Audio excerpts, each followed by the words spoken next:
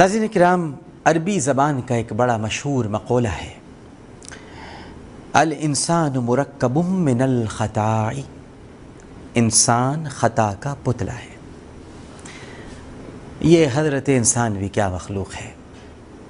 اگر یہ مومنانہ سرشت اپنائے تو بارگاہ خداوندی میں وہ مقام مرتبہ حاصل کر لیتا ہے کہ ملائکہ بھی اس پر رشک کرتے ہیں، اور یہی انسان جب معصیت کے راستے پر چل پڑے تو ایک وقت وہ بھی آتا ہے کہ وہ اسفل سافلین کی پستیوں میں گر جاتا ہے۔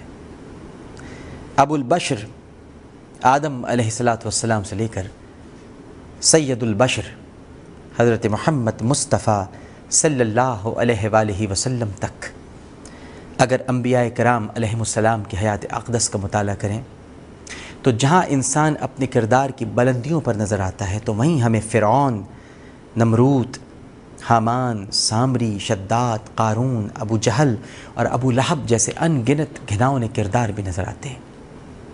یہ بھی انسان ہی کے روپ ہیں۔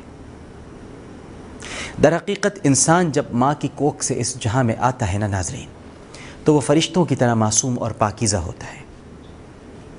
ابھی اس کا چہرہ دنیاوی معصیتوں سے آلودہ نہیں ہوتا، پھر جوں جوں وقت گزرتا جاتا ہے اس کے کردار اور اس کی نیک اور بد صفات کا عکس اس کے چہرے سے ظاہر ہونے لگتا ہے۔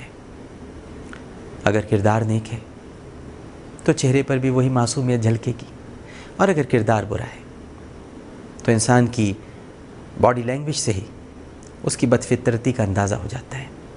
یہ انسان کے دو روپ ہیں، تصویر کے دو رخ ہیں۔ میں اس حوالے سے ایک سچا واقعہ آپ کے سامنے پیش کرتا ہوں۔ واقعہ کچھ اس طرح سے ہے ناظرین کہ چند صدیوں پہلے صقلیہ کے ایک کلیسا نے کسی مصور کو ایک پاکیزہ ترین اور ایک مکروہ ترین تصویر بنانے کو کہا۔ اس نے بہترین تصویر کے لیے حضرت عیسیٰ علیہ السلام کے بچپن کی تصویر اور بدترین کے لیے ان کے منحرف حواری یہودا اسکریوتی کا انتخاب کیا۔ یہ دو صورتیں ایسی تھیں جن کا کوئی مناسب نمونہ مصور کی سمجھ میں نہیں آ رہا تھا، اس لیے وہ اس تلاش میں تھا کہ کہیں ایسے چہرے دکھائی دیں جن کی تصویر ان دو شخصیات پر فٹ بیٹھ سکے۔ ایک دن وہ شہر میں ایک سڑک سے گزر رہا تھا کہ اس کی نظر ایک 12 سالہ لڑکے پر پڑی جو اپنے ساتھیوں کے ساتھ گلی میں کھیل رہا تھا۔ مصور نے اس معصوم چہرے کو حضرت عیسیٰ علیہ السلام کی لڑکپن کی تصویر کے لیے نہایت موزوں پایا اور اسے اپنے ساتھ چلنے پر آمادہ کیا اور گھر لا کر اس کی تصویر بنانی شروع کر دی۔ لیکن ابھی یہودا اسکریوتی کی تصویر کا مسئلہ باقی تھا۔ اس کے لیے اسے عرصے دراز تک کوئی مناسب چہرہ نہیں مل سکا۔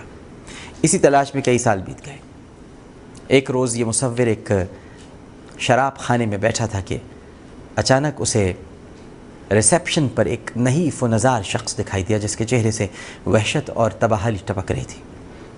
مصور نے جب اسے دیکھا تو اسے اس شخص کے چہرے میں ہر اس گناہ کا عکس نظر آیا جو کوئی آدم کا بیٹا انجام دے سکتا ہے۔ مصور اسے دیکھ کر خوشی سے اچھل پڑا اور اسے گھر لا کر مصور نے اس کی تصویر بنانا شروع کر دی۔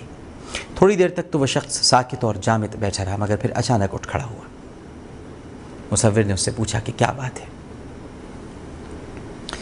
اس شخص نے کہا کہ ایک آہ بھری اور پھر کہا کہ ذرا غور سے مجھے دیکھو، تم مجھے نہیں پہچانتے۔